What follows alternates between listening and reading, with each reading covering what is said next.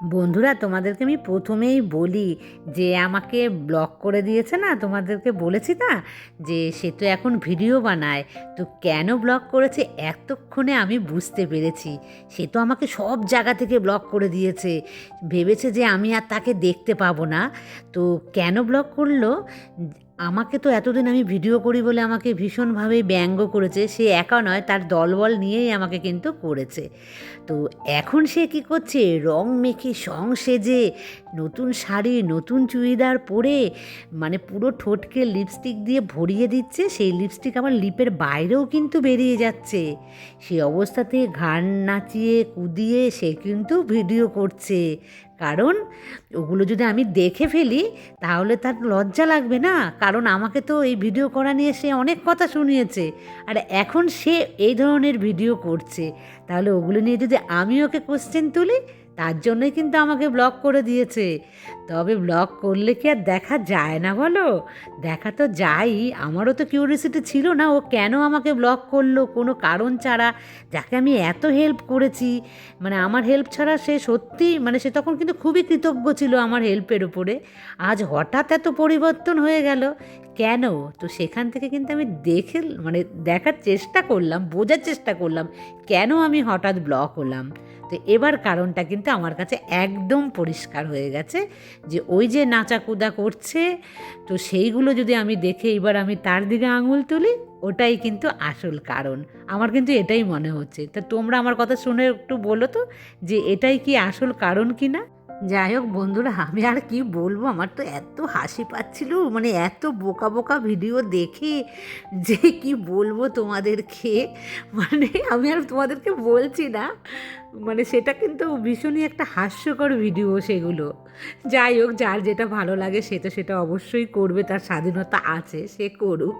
আর বন্ধুরা, সকাল সকাল দেখেছো আমি কিন্তু রান্না কমপ্লিট করে ফেলেছি। মানে প্রথমেই মাছের ঝোল দিয়ে স্টার্ট করেছিলাম, তারপর হচ্ছে আমি শাকের চচ্চড়ি বানিয়েছি। আর বেতো শাকের চচ্চড়ি আমার ভীষণ পছন্দ হয়েছে, এটা কিন্তু আমি ইউটিউব দেখেই শিখেছি। আর তারপর দেখো এখন আমি ভাত বসাচ্ছি, মানে আমি সমস্ত কাজ সেরে রেখে তারপরে বাইরের কাজে যাব। আর আজ বাড়িতে অতীত আসবে, মানে আমি ভীষণ ব্যস্ত আজকে। মানে ঘরের কাজ বাইরের কাজ তার সাথে অতীত আপ্যায়ন, মানে ভীষণ ব্যস্ততার মধ্যেও কিন্তু আমি অনেক হ্যাপি আজকে। তো তোমাদের সাথে তো সবটাই শেয়ার করবো, তোমরা আমার সাথেই থাকো। আর হেনা ঘর মুছে দিয়ে গেছে, তো সমস্ত পাপোশ তুলে রেখে সিঁড়ির ওখানে। তো এখন আমি সব ঘরে আস্তে আস্তে একটা একটা করে পেতে দিলাম, দিয়ে এদিকে কিন্তু ভাত হয়েও গেছে। আর ভাত উপর করে দিয়ে তারপরে সংসারে কিছু কাজ তো আমি করে তারপরে কিন্তু যাব। আমাকে একজনা কমেন্টস করেছো, আমি ঠিকঠাক বুঝতে পারিনি মানে সে কি বলতে চাইছে। যাই হোক, যেটুখানি আমার মানে বোঝাতে এসছে, হয়তো এটাও মানে আমাকে বলতে চেয়েছে কি না যে আমার যখন বেবি হয়েছে তখন আমি তো আমার মা বাবার একটা মাত্র মেয়ে, তাহলে আমি কেন মা বাবার কাছে থাকিনি, মনে হয় আমি এটাই আমি বুঝেছি আর কি। তো দেখো, আমি মা বাবার কাছে থাকিনি একটাই কারণে, আমি মা বাবার থেকে অনেকটা দূরে থাকতাম রাজস্থানে। তো সে কারণে ওখানে মা বাবা তো থাকা সম্ভব ছিল না। তারপরে যখন আমি আর থাকতে পারিনি, একদম শেষ মুহূর্তে আমার হাজব্যান্ডের শ্রীলঙ্কা পোস্টিং হয়ে যায়। তো সেই কারণে কিন্তু আমাকে চলে আসতে হয়েছিল এই বাড়িতে। তখন তো আমি বাপের বাড়িতেই ছিলাম, বাপের বাড়িতেই আমার বেবি হয়েছে। আর তার আগে কিন্তু আমি আসতে চাইনি, আমি হাজব্যান্ডের কাছেই থাকতে চেয়েছিলাম। আমি যতই মা বাবার একটা মেয়ে হই না কেন, আমার কিন্তু মনে হতো আমার হাজব্যান্ডের কাছেই হোক আর আমার মা আমার কাছে যাক, এটা আমার ইচ্ছে ছিল, জানো তো। মানে একা থাকলেও হাজব্যান্ডকে ছেড়ে আর আমার মাকে ছেড়ে, মানে এই দুজনে থাকলে আমার অনেক সাহস, আমার মনে বুকে খুব সাহস আমি তখন পাই। বা যে কোনো কোনো কিছু করতে গেলে আমি জানি এরা দুজনা থাকলে আমাকে মানে সব কিছু থেকে, আমার বিপদ আপদ থেকে কিন্তু আমাকে রক্ষা করে নেবে। তো এই জন্যই আমি আসতে চেয়েছিলাম না, কিন্তু পরিস্থিতিতে আমাকে আসতেই হয়েছিল। আর স্বপ্না বলেছে আমাকে যে আমি মানে আমার হাজব্যান্ড শ্রীলঙ্কাতে যখন গেল ওখানে গিয়ে ওখানকার ভাষা শিখেছিল কিনা। প্রথমেই বলি স্বপ্না, আমি তোমাকে এই গল্পটা বলেছিলাম, তুমি হয়তো ওই জায়গাটা স্কিপ করে গেছো বা হয়তো কোনো কারণে দেখা হয়নি। আমার হাজব্যান্ডের এই শ্রীলঙ্কা যাওয়ার যে গল্পটা আমি তোমাদের অনেকবারই বলি, আমার হাজব্যান্ডের কিন্তু আর যাওয়া হয়নি শ্রীলঙ্কাতে, কারণ আমার বেবি হয়েই কিন্তু তখন ওর জন্ডিস হয়েছিল মৃত্যুর সাথে কিন্তু পাঞ্জা লড়ছিল, মেয়ে আর আমি দুজনাই। সেই সময় ট্রেনিং চলছিল শ্রীলঙ্কা যাওয়ার আগে। ওরা বললেই শ্রীলঙ্কা চলে যেতে পারে না, ওদের না একটা ট্রেনিং থাকে যে এই কোর্সটা করবে বা এই ট্রেনিংটা দেবে তারপরেই যাবে। শ্রীলঙ্কার জন্য একটা ট্রেনিং চলছিল, সেই মুহূর্তে বিপদ ঘটেছিল। আমার সন্তান মানে আমার মেয়ে হতে গিয়ে জন্ডিস হয়ে মানে ভীষণ অবস্থা খারাপ। তো ওই শোনার পর না ও কিছুতেই করতে পারছিল না, ওখানকার যে ট্রেনিংটা ও কমপ্লিট করতে পারছিল না। আমি প্রচণ্ড ফোনে কান্নাকাটি করতাম, ও দেখে কিন্তু ও ভীষণ ইমোশনাল হয়ে গেছিলো। আর আমার হাজব্যান্ডও জানো তো ভীষণ নরম মনের, যতটা উপর থেকে রাগি ভেতর থেকে কিন্তু ও ততটাই আবার নরম, মানে খুব চট করে রেগে যাবে, আবার চট করে কিন্তু ও মানে খুব তাড়াতাড়ি গলেও যাবে আবার।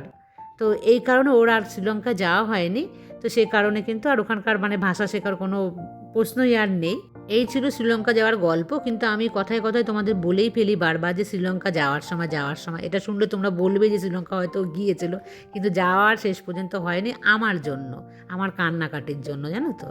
এই দেখো যে দুজনে মিলে বেরিয়েছি, একটা কাজে এসেছি বন্ধুরা, একটা না এখানে অনেকগুলো কাজ নিয়ে এসেছি। আমি তোমাদের সাথে সবগুলো কিন্তু শেয়ার করিনি। এইখান থেকে কিছু ডকুমেন্টস বানিয়ে ওর বাবা যেন নিয়ে যাবে যেখানে চাকরি করে সেখানে। তো এখানে বানাতে দিয়েছে, এটা অনেক দিন টাইম নিয়ে নিচ্ছে, 10-12 দিন মনে হয় টাইম মানে লাগবে। তো যাই হোক, সে ওই কাজগুলো ওখানে কী হয়েছে দেখার জন্য এসছে। তারপরে জানো তো একটা দোকানে গিয়েছিলাম, সেখানে আর আমি ভিডিও করিনি।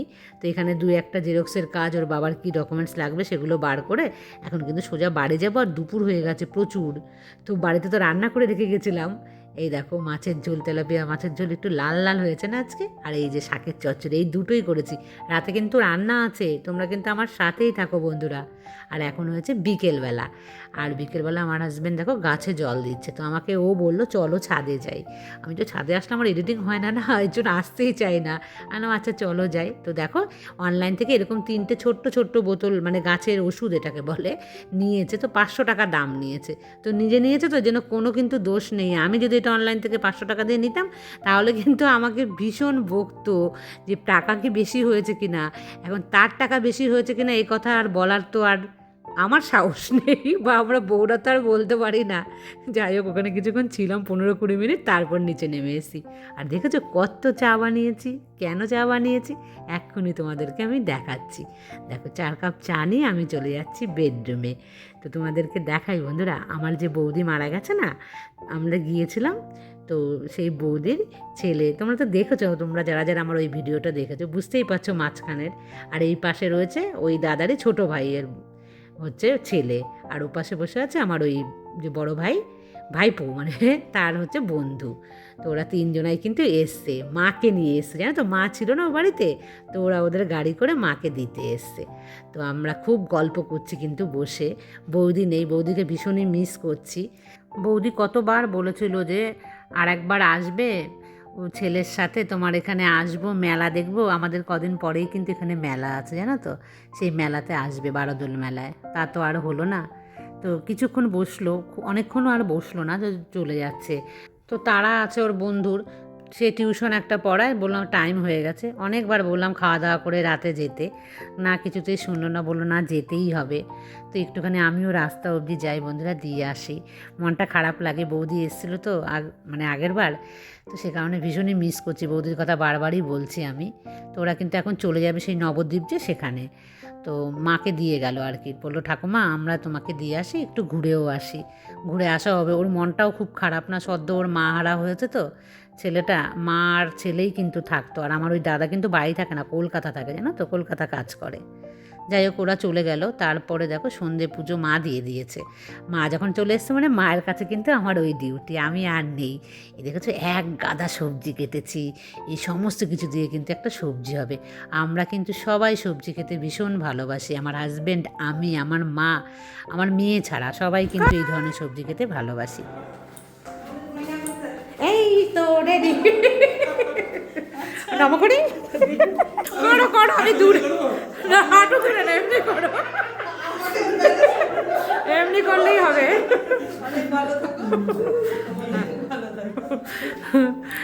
এ হচ্ছে আমার দিদি, আমার নিজের মামার, আমার নিজের বড় মামার মেয়ে, বড় মেয়ে, মানে আমার বড়দি, আমাদের বংশের সবার চাইতে বড় দিদি, মানে আমার মামা বাড়ির বংশের। এ আমার বড় মামা নেই, মামি নেই, ছোট মামা নেই, ছোট মামি নেই। তো বড় মামার এই একমাত্র দিদি, মানে এই মেয়ে আমার হলো অনেক মানে শ্রদ্ধার একজন মানুষ, আর এ কিন্তু আমার চাইতে অনেক বড়, মানে আমার মায়ের সমান একদম আমার কাছে। তো আমাকে কিন্তু সন্তানের মতনই দেখে। তো তাদেরকে রেখে চা বিস্কিট ওই সমস্ত খাইয়ে কিন্তু আমি চলে এসেছি। দেখো আমার হাজব্যান্ড আবার জোর করে আমাকে নিয়ে এসছে একটা দোকানে, একটা শখের জিনিস নেব বলে এসেছি। তো কি নিতে পারি না পারি, যদি নিতে পারি তো অবশ্যই তোমাদের সাথে শেয়ার করব। আর বন্ধুরা আমি তো দেখেছি, পছন্দও করেছি, রেখে এসছি পছন্দ করে। তো কাল যাব ওটাকে আনতে, ওটার কিছু সেটিংস করার বাকি আছে। তোমরা গেস করে বলো তো আমি কি পছন্দ করেছি। বাড়িতে এসে দেখেছো ওই একটা জগা খিচুড়ি মার্কা একটা সবজি, তার মধ্যে পনির ধনেপাতা দিয়ে করে দিয়েছি। আর দিদি ভীষণ হেলদি খাবার খায় বাড়িতে। দিদির বাড়ি কিন্তু দিল্লি। দিদি কিন্তু আমার মায়ের বয়সের কাছাকাছি। দিদিকে দেখে কি একটুও মনে হচ্ছে? দিদি এত হেলদি একটা লাইফস্টাইল লিড করে না, তো সেই কারণে কিন্তু দিদির যে মানে সমস্ত কিছু ধরে রেখেছে, ভীষণ স্ট্রং লেডি কিন্তু। আর আমি এই দিদিকে দেখেই কিন্তু সব সময় না হেলদি থাকার চেষ্টা করি, যে আমিও যখন দিদির মতন বয়স হবো আমি যেন দিদির মতন থাকতে পারি। কিন্তু আমি জানি আমি পারবো না, দিদি আমার মতো এত ভাত খায় না। তবে আমি যে ভাত ভীষণ ভালোবাসি। যাই হোক, রাতে সবার জন্য কিন্তু রুটি হচ্ছে। আমার তো রুটি খাওয়া বারণ, তবুও আমি দেখি যে কী করি, ভাত একটু মানে বেঁচে আছে। ওই যে সাইডে হাঁড়ি দেখতে পাচ্ছ, ওর মধ্যে কিন্তু একটু আমি বাঁচিয়ে রেখেছি আমার জন্য। আর এই দেখো কীরকম একটা ঝোলা মার্কা যেন সবজিটা হয়ে গেল। যাই হোক, মানে এত হুটোপাটা না, এসছি অনেক রাত হয়ে গেছে। দিদি রাত 8টার মধ্যেই কিন্তু ডিনারটা করে। আমি আর পারলাম না, এখন 9:30 বাজে জানো তো। ওই যে বারবার করে বাইরে বেরোতে হচ্ছে না, প্রচণ্ড চাপের মধ্যে কিন্তু আজকে জানো তো দিনটা আমি মানে শেষ করলাম। আর পাচ্ছি না ভিডিওটাকে কন্টিনিউ করতে, এরপরে কিন্তু কিচেন পরিষ্কার করব। তো বন্ধুরা আজকের মতন এই পর্যন্তই রাখছি, দেখা হবে নেক্সট ব্লগে। টাটা।